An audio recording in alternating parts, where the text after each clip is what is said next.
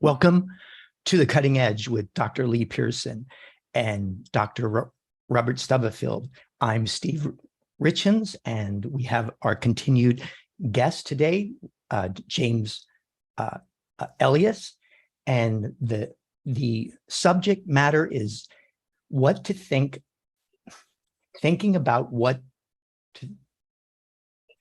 Lee's going to help me with this title, thinking about what to think about next. It's a weird topic. I worded it in a strange way. The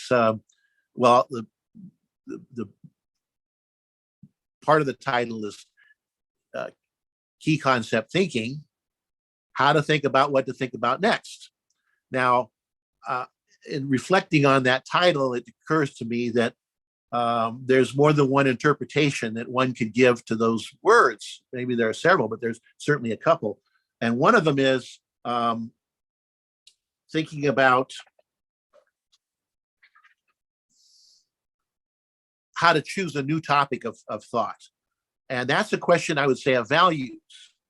And that's not what I'm talking about today. I'm in favor of values, but that's not what I'm talking about. Rather, what I'm talking about is about what to do when your thinking has become stuck, and it's a danger of going off track to its goal. What do you do about that? And you're kind of stuck. You don't know what to do. That's really the subject. That's a little more narrowly cognitive subject than the broader subject of how to choose an altogether new topic of thinking. And there I'm going to just recommend consult your values, but more could be said about that as well. Okay. So what I call key concept thinking is about how to use free will to get more out of your thinking than what comes to mind automatically or by just trying hard. That is, it's about how to use introspectively guided volitional effort that is guided by introspection to keep your thinking moving on track toward its goal. And that's a cognitive skill of some importance, in my opinion, not explicitly taught in any school. And it should be, I think. But anyway, why do we need introspective guidance for our thinking? And why is that important? Well, I can quote the great 20th century philosopher, Curly Howard. Some of you know who that is, who said, "I'm trying to think, but nothing happens." Famously, you can find this little snip on the internet if you want. And I see that. I used to see that more than I do now. I see that all the time with students. Good students even often believe that if they just try hard, they'll do well at anything. Just keep trying hard, and they do that. But you have to be trying hard on the right material while focused on the right material in order to make progress. If you're focused on the wrong material, you're going to dig yourself maybe into a deeper hole. So that's why the introspection is so important here. And I think it's a trainable skill. Now, so how does this work? So let's start with an important fact here. And that is that knowledge is both the product and the fuel of thinking. Knowledge is the result. When you think, you get a conclusion, you get thinking, you get a piece of new knowledge, because thinking is basically about turning old knowledge into new knowledge, or obtaining new knowledge from old knowledge. Maybe that's more accurate. So that's the product, but it's also the fuel. You need to add knowledge. Knowledge needs to be added into the process as you go through it. I mean, thinking is basically asking and answering questions, essentially. And roughly speaking, we consciously ask questions and subconsciously answer them. And you need knowledge in order to formulate the questions that you ask yourself. You have to have knowledge, and it has to be added in from time to time. Now, the knowledge needed to keep your, by the way, I will give some trivial examples soon, but I'm just going to give a little framework first. The knowledge needed to keep your thinking moving forward, to keep it moving forward, doesn't always come to mind automatically or by, as I mentioned earlier, by trying harder. And as I say, I've seen this with students before. your thinking needs to be refueled with the right knowledge on a continuing basis to keep it moving towards the goal. And since it doesn't happen automatically, your thinking can become stuck or overloaded or confused or wandering. So I'll give it. I can't give really good examples today because they take too much time. But I have a whole batch, a large number of somewhat trivial examples, but they'll make the point. So here's a simple one for you baseball fans. I guess this is going to be a little hard for the Europeans who might be in the audience, but anyway, bear with me anyway. So the question is simply, how many outs are there in baseball? In baseball, how many outs are there in an inning? How many outs in an inning? And from many people, not James, but many people go with the first thing that pops into your head. And the first thing that pops into a lot of people's heads is three outs in an inning. But that's wrong. Now, how do you get out of that? You have to kind of slow the process down and identify the key word or key concept to activate some more knowledge about, to get your thought process back on track. And that is inning. And you ask yourself, if you take a moment and you realize, well, inning is important here. I'm going to talk about how you identify the key concept a little bit later. But you ask yourself, what is an inning? And if you think about this for a while, you will realize that an inning consists of an at-bat for the visiting team and an at-bat for the home team. Again, I'm assuming you know something about baseball. If you don't, you can't answer this question at all, of course. But if you know that, I mean, most people who know baseball know that, but it doesn't pop automatically into mind. Not for everybody. For some people it does, for others it doesn't.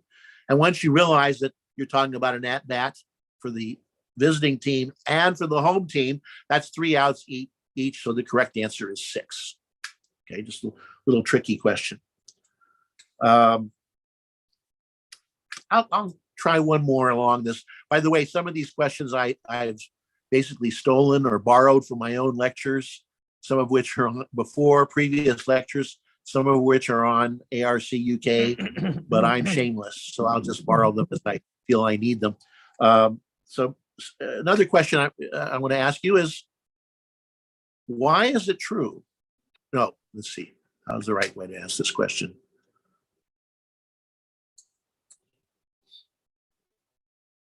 Did you know that, why is it that Inuits, the indigenous people of the North in Alaska and other places that the French called Eskimo, but anyway, their actual term for themselves is Inuits, or Inuit, I'm sorry, the plural is Inuit, actually, of Inuit is Inuit. So why would an Inuit never eat a penguin egg? Why is that? Is it religion? Is it that they're poisonous? Is it, they don't want cholesterol? I guess you can think, but the actual reason is, I'm sure James, he seems to know right away. Why is that, James? I'm sensing a trick question here, so maybe penguins don't live in the North at all. I don't know, but that's just a guess. That's a good guess. That's a very good guess, because penguins, except for the ones in zoos, live in Antarctica, or actually they live on the Ross Ice Shelf. I don't think they live on the continent, but they live thousands and thousands of miles away from where the Inuit are, so it'll be very difficult for them. Now, yes, it's a trick question, which I kind of like those. Anyway, the point is that can slip by very quickly in your mind, and you may not activate that little piece of knowledge but most people have. Most people know they've seen the movie The March of the Penguins, or they've seen what happened to Shackleton, and they had to eat penguins and so on. Anyway, they've seen something about it and know that they're in the South, but that doesn't necessarily pop in the mind automatically. And if it doesn't, you can dig it out. You can pump that knowledge, as it were, by asking yourself, what is a penguin? What do I know about penguins? Sometimes I'll talk more about specifics of knowledge pumping a little later. So those are just examples of things that actually can happen in more normal contexts. The same thing can happen things can go by, concepts can go by, and you're thinking too quickly. It can therefore cause your thinking to become stuck or confused or overloaded. You can have trouble. Now, the volitional effort of attention, free will, volitional effort of attention can activate knowledge beyond the automatic. And that's, we just did that. I said, if you ask yourself, what is a penguin? What is an Inuit? What, ask yourself questions, those kinds of questions, volitionally exert effort to pursue them. You can activate knowledge that otherwise would have slipped by you, that you wouldn't have, would not have come into your awareness. And important knowledge, and knowledge that's necessary to keep your thinking moving. The more you think about a question, such as what is X, what is this particular thing, the more knowledge will be brought to mind about that particular thing. And that's what you need to do on the right material in order to keep your thinking moving towards its goal. Now, in order to do that, you need to identify what to direct your volitional attention towards. You need to identify it specifically, and I'm going to say more about that in a moment here. And that identification is what I refer to as introspection on thinking. It is basically conceptually identifying the key concept or concepts about which you must activate more knowledge in order to keep your thinking moving on track toward its goal. If you don't do that, if you hadn't done that, you would have gotten stuck or confused or some kind of problem. So it's what you need to identify. The key concept is it's objective in the objectivist sense. It is related to not just the subject matter itself, but also to your knowledge about that subject matter. What's a key concept for me might not be a key concept for James. Depends on what we each happen to know, not only what we know, but what we have automatized can change what a key concept is. So what you need to do in order, if you want to advance your thinking when you're stuck or when you feel like you're about to be stuck, is step back from what you're doing, step back and read your own mind, as it were. That is, introspect on your thinking, identify conceptually what is going on in your mind during the thought process, and try to specifically identify the key concepts, some concepts that are slipping by too quickly. By the way, I stress that introspection on thinking is primarily a form of thinking itself. It is primarily conceptual in nature. It is not, in my opinion, it is not, James is looking funny there, it's not really analogous to perception. There's something like that's analogous to perception. There's a sort of alertness. But fundamentally, the genus of introspection, in my opinion, is actually thinking. And it's conceptual identification. It's a process of conceptual identification. Anyway, that's what we need, whatever you call it, whatever you want to call it, that's what you need to do in order to facilitate the continued process of your thinking toward its goal. And I think, again, I'm repeating myself, but this is an important cognitive skill. That skill of being able to do that is an important skill, and not one that schooling explicitly teaches. I think good teachers teach it implicitly, but not explicitly. Okay, so by key concept, I mean not merely a concept that is important in your thinking, but one that is slipping by too quickly in the thought process. Going by, it slips by before enough knowledge about it is activated to keep your thinking moving toward its goal. And again, I have a little somewhat trivial example, but at least we'll give an illustration of what I have in mind. Here's a question for you. 10 birds are sitting on a wire. All but 7 fly away. How many are left? Now, again, the what I call the brain over mind answer, the kind of answer that one's subconscious might pop up to you kind of instantaneously upon hearing this question. What people often say is 3. But if you do that, you have let a key concept slip by too quickly. In this case, the key concept is, what is the key concept? But I think the key concept here, I would say, is but. The word but. Because if you actually slow the thought process down and think about what but means, ask yourself, by the way, good questions to ask yourself about key concepts are a couple of good questions. There are many, but a couple of really good ones are definition of it, definition of the concept, and examples. Those are 2 things to right away to think about that will often yield rich rewards. In this case, definition of but is something like, let me see, what is the definition of but? Other than. I mean, that's maybe not exactly. That's good. So if you think about other than, all other than 7 fly away, you think about that for a moment, I think you'll realize it's the 7 are still there.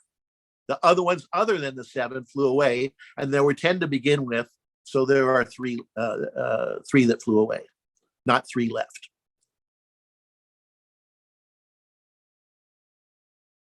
All right, why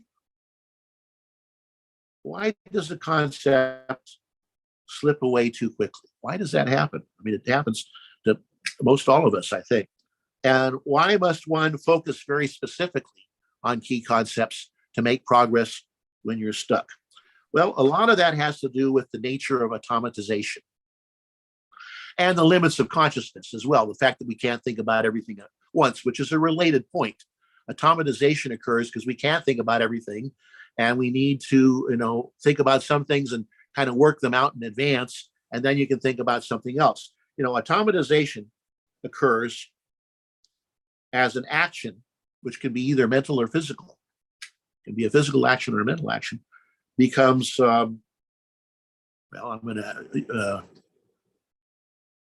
I was about to use the same word. I will. I have to define it, though. Becomes automated through practice. It becomes skill. And as that happens, the amount of mental effort of attention and specificity of intention that's needed to accomplish that action decrease. So you don't have to attend to every detail of what you're doing. So, for example, the classic example of automatizing, it's a tough word to say, automatizing. Maybe automating is the better, simpler word to use, is when you're learning how to drive a car. That's the commonly given example in most contexts. When you first learn how to drive a car, you have to think very specifically about exactly what you're doing with the wheel, exactly what you're doing with the pedals, exactly what you're doing with looking at the lights and the signs and so on. And especially back in the old days, before James, when there were a lot of cars around with stick shift, with non-automatic transmissions, you had to spend a lot of your thinking about how to let up on the gas while it's the other way around, pushing down on the clutch while letting up on the gas, and you had to orient that. So there are a whole bunch of things you had to do almost simultaneously, but very quickly, and it took a lot of attentional effort.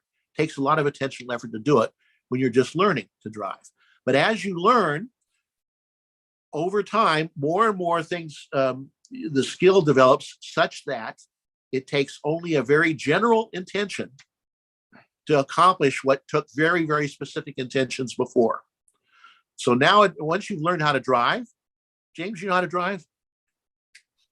Yeah. Of course you do. All right. So once you've learned, Steve knows how to drive. He lives in California. You have to learn how to drive when you're a baby in California.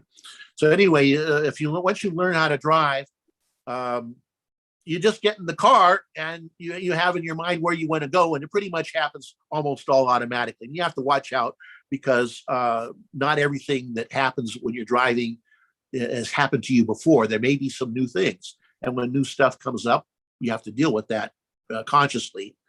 But most of what you do is highly automatized so that the general intention works. But there are situations where your skill is inapplicable. From something new, something different pops up, and the skill doesn't work. And that's the kind of case where you have to get specific. You have to focus specifically. So that's why you have to focus to go beyond what comes to mind automatically, which we need to do in new contexts, particularly. To go beyond that, you have to focus specifically on the key concept. I say key concept. It could be when mental things, it's concepts. It could be a phrase, possibly. It could be, in some cases, maybe an image, a key image. But generally, it's a key concept that you have to narrow down that much in order to make progress beyond the automatic. Because even well automatized mental processes do not activate all that you need to know about a concept when it comes to mind. It activates some material, but not necessarily everything. Not necessarily everything you need to know. When you're thinking of, here's an example in speaking. I'm having this trouble right now. The difference between active and passive vocabulary. We know a lot more words than we use automatically. Most of us know many more words. It's like a tip of the iceberg kind of thing. I don't know if that's the exact ratio, but I think it was something like that. The number of words you know versus the number that you use by automatic processes in speech. And to go beyond that, if you want to have better, if you want to speak more accurately or write more accurately in particular, you have to think about it. You have to exert mental effort to try to generate more possibilities and think about them. What else? How else could what other words could I use besides the word that happens to pop into mind? That takes effort and specificity. So that's an example that of something that I think occurs generally across the board with all forms of cognition.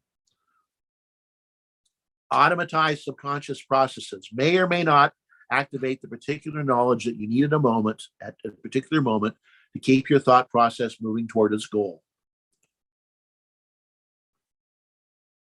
All right, now I could talk about some ancient research on this area, but I'm going to skip that for now. We'll see how this.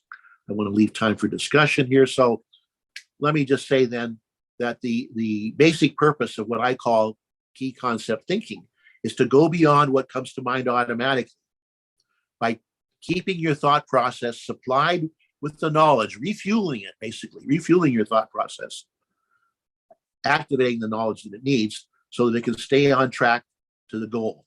And you do that by directing your attention specifically to a key concept. All right, now, then the last thing I wanted to talk about before turning over to discussion is how and when do you get this process started? What I'm calling key concept thinking, as opposed to just basically letting the thoughts come to your mind automatically and, monitoring that, because you should monitor your thought thinking all the time, basically, to what, have some idea what's going on. But when do you need to really step back and do introspection proper and actually try and explicitly identify, here's something I need to activate knowledge about before I continue on in my thinking? How do you know when to do that? Well, sometimes your thought process will just bog down, get stuck, and you'll know you're bogged down, and that's easy enough. But there is another phenomenon that's, I think, very important about knowing when to introspect, I guess, knowing when to identify key concepts and work on them. And that is to pay attention to what I call inklings. Inklings are feelings about thoughts. They are rock in the shoe type feelings, or some of them are rock in the shoe type feelings about thoughts. Some of them are rock in the shoe feelings. Things like, there's something wrong here, but I don't know quite what it is. Something's bothering me. I don't know quite what it is. That's one kind of inkling. Actually, inklings run all the way from uh-oh to aha. They go from, there's something slightly wrong here. I don't know what it is. And they go up to, aha, I'm on the right track. I'm getting it right. Or once every 1,000 years or so, there's eureka. That's Archimedes when he stepped out of the bathtub. I don't think I'll retell that story. Most of you probably know it right now. But anyway, the eurekas don't come that often. But ahas, most of us have gotten aha experiences, the light bulb going on. That's telling you, that is a signal from your brain to your mind, from the subconscious to the consciousness, telling you you're on the right track. When you get the signal, the rock in your shoe, that's telling you, please, your brain is telling your mind, or your subconscious is telling your consciousness, if you want to put it that way. It's telling you, please refocus me, please redirect me, because your brain cannot, or again, I'm going to use subconscious and brain more or less synonymously for this purpose. Your brain can't refocus itself. It doesn't have free will. It needs to ask you as a conscious being to refocus, to redirect it. And that's what these signals, these inklings are about, telling you, well, I need to be redirected. Please redirect me. And then it's up to you to figure out how to do that, which way to do that. Now, these are, wait a minute. Maybe I should, before I go on, I should give you my favorite example. I've used this uncounted number of times, and I used it in 1988, just before James was born, at the Objectivist conference. And some of you have heard this before, but it's my favorite example, and I'm going to use it. And that's in the James, do you live in Arizona? Yeah. Okay. So in the state of Arizona, is it legal for a man to marry his widow's sister? Is that legal in Arizona? I haven't checked. You haven't checked. Okay. So I saw this question in first time I saw it was in a research study from early 1900s on insight. I think it was by Robert Woodworth, the experimental psychologist. So I read this thing, and briefly for a short time, and I was fortunate that it was, for me, that it was short. My reaction was, why not? Why not? But very soon after I had the why not popped in my head, I had the inkling. Something is not right. Something's not integrated here. Something's not, yeah, something doesn't quite He fit. tricked you. And I know I know that you should pay attention to those inklings and follow up on them. So I had the inkling of something's wrong here. It's not quite right. And what do? You identify a key concept and activate some knowledge. Now, I'm just going to go right to the key concept here, not go through a long process on it. The key concept is widow. That's where the problem is. And where if you thought like I did, that you thought, why not? That concept slipped by too quickly in your thinking. You need to slow things down and ask some questions about it. So the question to ask here is, what is a widow? A widow is a woman whose husband is, James, what's the matter with this woman's husband? He's dead. Deceased. He's dead, Jim. He's dead. Yeah. He's deceased. So should a man be allowed to marry his widow's sister? I guess if you believe in dead people's rights to be married, you might be right. People think of all kinds of weird stuff here, like, the pharaohs and the brothers and sisters marrying and stuff like. But it boils down to, he's dead. He can't be married. End of story. All right. So it's a silly question, but it's a good example of an inkling and what to do about it. You might have, if you're at all lucky here in your thinking, you might have the inkling there's something wrong with this sentence, this question. There's something going wrong, and the rock in your shoe, and that will motivate you, if I may talk about motivation here, to stop and step back. It's important, by the way, when you identify key concepts, to quit solving the problem. Don't try to solve the problem and think about how to solve the problem at the same time, because that's too much. I guess I'll use the crow term. It's overloading the crow, as people say in objectivism. I kind of stay away from that, but I'm going to use it. We'll use it here because we know what we're talking about, right? It's overloading your conscious capabilities. You don't want to do that. So you step back, stop solving it. The problem will not disappear. The question will not disappear. what you're trying to understand will not disappear. Whatever it is, you can come back to it and ask yourself, what is a widow? And once you really get that clear in your mind, it's very likely that things will clear up. So to summarize this, I'd say you want to be on the lookout for key concepts in basically any cognitive process. This includes solving problems like these little simple problems or answering questions, but also includes analyzing arguments when people give you a logical argument, decision making, or most generally, I think a situation where this comes up basically every day, where you can use key concept thinking to help your cognition every day, is in comprehension. Understanding what people are telling you, understanding what you're reading, understanding a lecture, and all those things you ought to be thinking, are there key concepts that might be slipping by too quickly here? I need to spend a little more time and effort on. So just for example, 2 weeks ago, we had James giving his rather intricate discussion of his approach to induction. And I'm looking always for, while I'm listening to that, for some key concepts to follow up on. And the one that was really salient in my mind was conditioning. Now, this is whether or not he's right or I'm right. Either way, it's not a bad thing to go to a concept like that, especially, something like that. I had an inkling, but also it's a new idea. It's something that pops up that's new. Anything new and different you hear about is usually a good thing to spend some more time on, to go back on. And then, ask yourself some questions. What's meant by conditioning?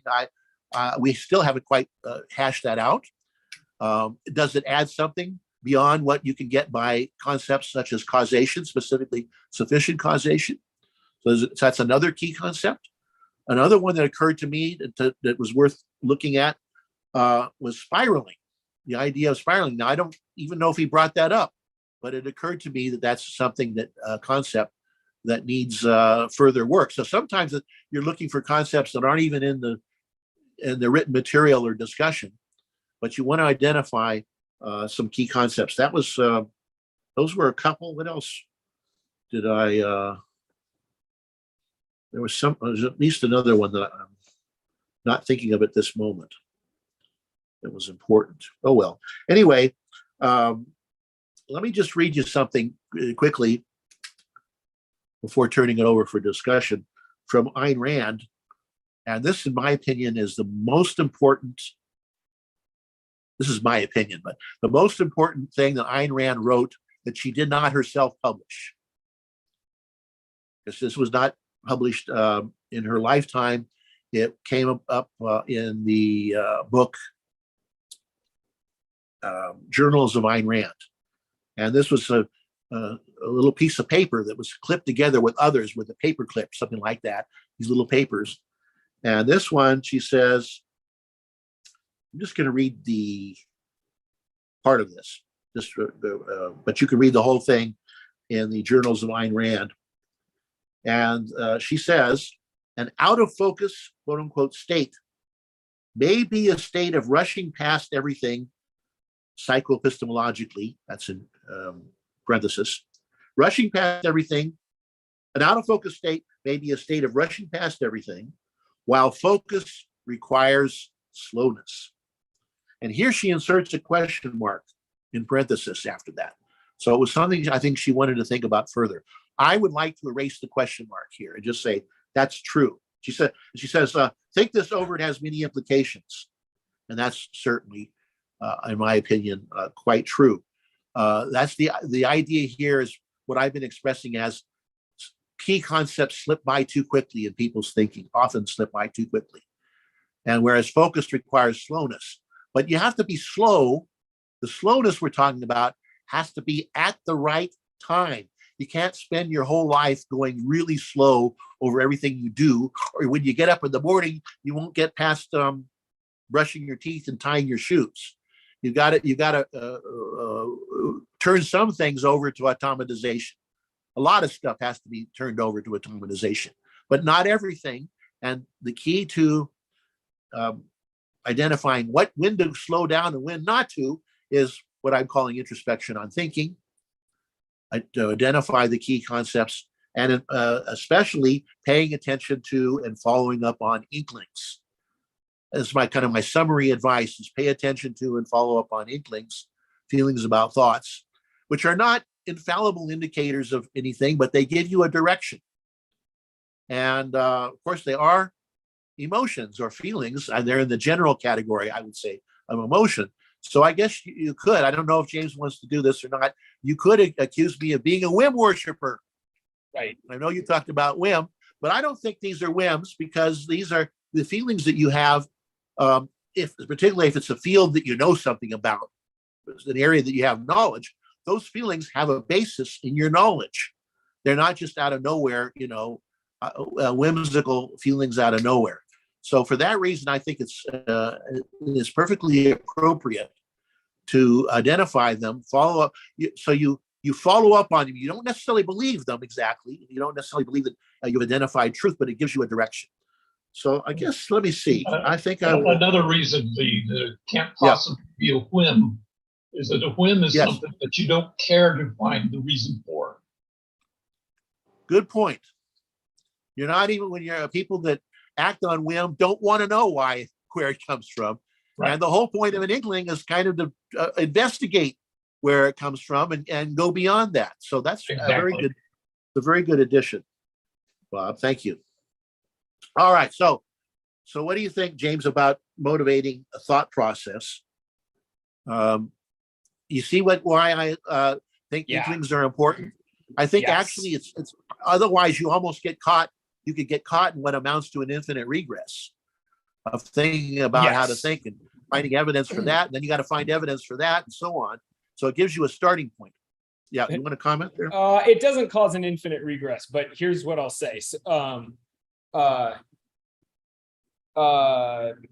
I agree with what you've just said, with everything you've just said. I think I have some questions, but I basically agree. And I think following inklings is really important. And suppressing inklings is very deleterious. That's one cause of, I think, a lot of, I think suppressing inklings makes you stupid, is to put it briefly. Like, that makes you dumber to suppress your inklings and to not follow up on them. Now, the argument that someone could make is James, and this is the argument you're making. You're saying, James, you're saying that all of your thought process have to be motivated. All of your thought processes, in other words, for all of your thought processes, you need to identify the prior knowledge which justifies a given thought process. That's not exactly what my theory of induction says. It says that you do the following. When you are conducting an investigation or thinking about anything, you follow the inklings, and you follow those inklings regardless of whether you know they're rational or not. It could be that you're under some kind of misconception that leads to an inkling. You follow up on that inkling, and then it doesn't get you anywhere. That happens, all the time. But that is even when it leads you astray, that's a perfectly valid method of thinking. What I'm referring to when I talk about giving motivation, justifying a particular question, I'm talking about a method of inductive systematization, not specifically a method of thinking.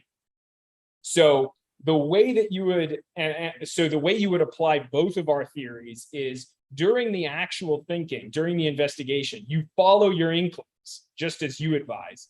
Then when systematizing your resulting discoveries, whatever they are, when systematizing the inductive proof, you don't just write down in your narrative, you don't just write down the inklings like, oh, and then I felt like, spinning the top in this way to see that, you can say that you felt like it, but then what you do is you explicitly give the reason behind the inkling, if it was a correct reason, if that reason was actually something based in prior knowledge. So it relates a lot to what Bob is saying. It's not that following an inkling is bad. it's that the bad thing, the whimsical aspect, is when you don't care to know where the inkling came from, and you're not interested in finding out if the inkling was coming from a correct prior premise. So we can have it both ways, where we think we can have this dynamic sort of shoot from the hip process where we can be very flexible in the way we think and stretch our minds into new territories and everything. But then after you do that, then you justify the process to show that you were in fact thinking, you were following a correct process the whole time. So you identify the prior knowledge which gave rise to your inkling after the fact. So we can have it both ways. Okay, so I think this is more what you're saying may be equivalent to when I say what you do here as summary advice is pay attention to and follow up on inklings. What you're talking about is the following up on. You follow up on them. You don't just accept them as a form of proven knowledge, but it gives you a direction. And as you follow up on them, you will either verify that it's a fruitful line of thought, a valuable line of thought, or you will discover that it's not, and you'll stop thinking that direction. So I think that means that we're on the same wavelength. I think we're pretty close. Yeah. Yes. Now there are some. I don't want to single anybody out here right now. Maybe we will another time. But there are some objectivist writings that seem to suggest that you have to have explicit evidence in order to decide to think about something, to start your thought process. And again, I don't think I would put it that way. But maybe I guess we'll need to investigate that. We'll need to look at the particular writings, which I'm not going to do right now. I guess we'll just leave it at that. Something I'd add at this point. Yeah, something I'd add at this point is following an inkling. As I keep saying, following an inkling is fine. I agree with you there. But then you follow up on the inkling. So the kind of thing that when I say that you need to motivate your investigation, and you shouldn't follow up on questions that aren't properly motivated, I'm saying that I'm talking about in the long term. You don't have the ability to check every inkling as it comes up. Like a lot of times you're not even sure exactly what the inkling is telling you until you actually entertain the inkling. But then once the inkling is entertained, then you ask, well, wait, is that inkling even coming from a premise which is valid or not? And so that's something you have to do. And so the kind of thought processes which I think violate the principle of motivation are the kinds of thought processes you see a lot of in academia, especially in philosophy. That's at least where I have a lot of experience, where some student will be doing a PhD thesis on, Spinoza or Leibniz or whatever, and I'm going to discuss Spinoza's view on X. Okay, well, why is Spinoza's view on X valuable to study over again? Is there something we can gain from analyzing this over again? Maybe so, but a lot of times when I see this material, there is no motivation. The motivation basically boils down to, I had to write some stuff in order to get this PhD. And once you ask them, what was your motivation for this? There just isn't one. Like it's unclear, or they'll give some sort of post hoc, not very plausible reason for why this will help someone someday. And it's BS. That wasn't the reason they did it. So, but it's fine to entertain an inkling for a few minutes, and then later you have to question it. But if you entertain an inkling over the course of years as you write your PhD thesis, never asking, wait, why did I think this was a good idea? That's a violation of the standard of motivation. I suspect that in most of those cases, though, they weren't motivated by an inkling that Spinoza was valuable, which would have led them to discover some reason, or not, but might have led to, but rather they're just sort of going through motions, and they know they have to do something, and Spinoza is in the canon, so you can talk about, it's not motivated. I don't think it's motivated by the kinds of things I'm talking about. Mostly what you're talking about there, when somebody's doing a PhD, when it's not properly motivated, I don't think there would even be inklings involved in that, or likely not. They're just sort of going through the motions because they're supposed to, and they know they're supposed to go through the motions. Right. Would you still call it an inkling if the inkling basically amounted to, my professors want to see me write, or my advisors want to see me write something, and, oh, hey, I know a lot about Spinoza, I could write about that. Does that count as an inkling? I hope not. I mean, I regard that as a corrupt inkling. What I'm thinking of as an inkling is something where you are actually thinking about a certain subject matter, and you're maybe in a situation where maybe you get stuck, but you have some idea of, okay, here's where the problem is, or here's where the important issue is. This is where it is, even though you don't have at that point explicit evidence on it. You have a feeling about where the direction is, and you start going that direction. So it's got to be something of importance. And so, yes, Steve. Yeah, I think there's two perspectives that I'm seeing. James is referring more to like a public perspective on motivation and discussing ideas, and Lee is talking about a personal dialogue. And that's more of like, it's more of a sensitive nature in regarding to your motivation. Okay, that may be right. I would say I'm talking about sorry. Yeah, go ahead, James. I'm talking about the personal dialogue too. Okay. Because I think a lot of philosophy students, if they were to have a personal dialogue with themselves and go to the meta level and say, wait, what, and that's Harry's term, and I think I'm using it right. If I were to go to meta level and ask, okay, like, what's the point of me writing this? What productive purpose does it serve for me to write like this paper? If they ask that question, they would approach this very differently. They'd come up with nothing. And I think, yeah. So I'm talking about personal decisions and thinking. Yeah. Okay. I think I have an inkling that we're on the same wavelength. And if I think about this some more, I can convince myself probably that we're on the same wavelength. Let me just say something else, on a slightly different direction here, about focus in this connection, and connected to what I've been talking about. In that connection, I would say focus is slowness in the tempo of cognition. Again, Ayn Rand says, slowness is required for focus, and I think that's right. Depending on circumstances, it's going to vary. There is no tempo of cognition that is right for every possible issue. So for that reason, I don't believe there's such a thing. I don't know who believes this anymore, but there's such a thing as a switch that you flick that puts you in focus. You can't just flick switch and put you. That is impossible, because the tempo of cognition that's needed depends on the subject matter, what you already know about the subject matter. There are contextual factors that determine how slow you have to be, how much mental effort you have to exert, how much more knowledge you have to activate.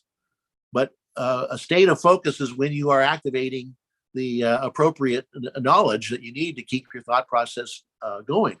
That's what that is. And that depends very deeply on introspective awareness of your thought process. So this goes back to in the old days, Alan Blumenthal, one of the old time objectivist psychotherapists, said, I'm not sure I can quote him exactly, but basically that monitoring, how did he put it? Monitoring is the seat of free will. He used this term seat. I remember that, which I thought was an odd term, but monitoring. The monitoring is, I would consider to be introspection light. You kind of pay attention. Well, it's paying attention. Mostly it's paying attention to inklings, mostly monitoring your thought process. You're not doing heavy examination, but you're kind of paying attention to what's going on in your mind, and identifying it to a small degree, so that you can decide when to identify it to a greater degree. And that is essential. I think it's essential to what objectivism calls focus. So focus is not just something that you suddenly decide, I'm going to be in focus, and you turn on the focus switch. It's an achievement, in my opinion. Now that's maybe controversial, and we'll see let's see what Bob thinks there on that. I wanted to direct things slightly different. Okay. Take all the ideas that we've been discussing and apply them to the example of writing. Yes. Okay, the first thing is that you don't want to go too slow when you're writing. You want to let everything go automatically. So your first draft is, you don't say you're not in focus when you write that, but your focus is not on the inklings, it's not on everything else, it's get this out. Okay, now let's go to the editing stage. Here you do want to pay attention to inklings, you do want to go slow. Interestingly enough, it's not only your own thoughts, but it's your thoughts about your reader's thoughts that contribute to inklings. So that on the example of conditioning, well, that triggers something in Lee and something in me and something in other people. And so it has to be considered. And you should have an inkling there that maybe other people don't use this quite the same way as I do. And that's the way you avoid subjectivity in your writing. You want to make it objective. And the subjectivity is this is the way I think of it, that's the way it came out, that's true for me, sort of thing. Whereas the objectivity is, look, the focus is on reality, and these words can mean these things, so I'm gonna fine-tune these words so that I get more precisely what I want the reader to know that I'm saying, not just what I know that I'm saying. I mean, that's easy. Your first draft tells you what you know. So. Yeah, okay, that's good. So the idea, I'm trying to generalize that to other forms of cognition or cognitive activity besides writing, is that, again, it's good to rely on automatized activity as much as you can reasonably, but you should monitor it so that you know when to do something else. So in your first draft, I would say, even in a first draft, I would still do monitoring. I wouldn't do anything heavy, but I would still do monitoring. So I notice there's something a little funny here, something a little, so that when I get back to this when I get around to editing, I have some idea of where the problems are. So even there, I would still do monitoring. I quickly write when drafting. I quickly write comments. If I have inklings, I quickly put them down in the form of comments in order to move on. Otherwise, I'm like no, but maybe I did it wrong, and I don't want to stop for the reasons you said. But I also don't want to just say nah and throw the inkling over my shoulder. Yes, and that I'm saying that applies to other forms of cognitive activity besides writing. And writing is maybe more obvious that you have to start with what's automatized, but it's true in other things as well. But at the same time, even there, you want to do some monitoring, and eventually you need to, if you want to go beyond what comes to mind automatically, if you want to get beyond that, then you have to exert free will more definitively, shall we say. Yeah, it's clearly true when you're speaking to a group of people as well. You're monitoring, absolutely. At least you should be monitoring their reactions to what you're saying. Yeah. If you can. If you can see them or listen to them. Yeah, certainly with students, that's a good thing to see the blank expressions. Then you've got to explain something, in greater depth, or take another angle or something. Let me just add one more thing, and then we're getting pretty close here. Maybe I'll add one more thing, and then you guys can finish up here.